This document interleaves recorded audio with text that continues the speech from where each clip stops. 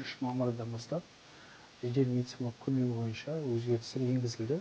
Сол өзгерістер бойынша жедел жәрдем медициналық көмек бойынша 4 деңгейге бөлінді. 4 деңгейдің барлығы жергілікті емханалармен бірге көрсетіледі. Бірақ кешкі 8-ден кейін 4-ші санатты, 4-ші деңгейлі көмекті жедел медициналық жәрдем көмек жасайды. Әр аудандарда медициналық мобильдік бригада қарастырылған. Сол мобильдік бригадалары өзінің фельдшерлері бар. Және қосымша әр мобильдік бригада құрал-жабдықтармен даярланып, ішіне бейнерегистраторлар бар, және рациясы бар. Керек дәрі-дәрмекпен бәрі жабдықталған және жабдықталады.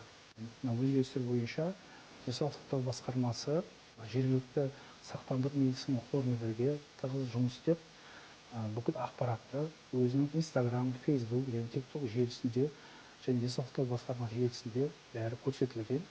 Сол бойынша әр жергілікті ауруханаларда, аудандық ауруханаларда және жедел жәрдем көмек бойынша облыстық станцияның өзінің ақпарат жүйесі бар.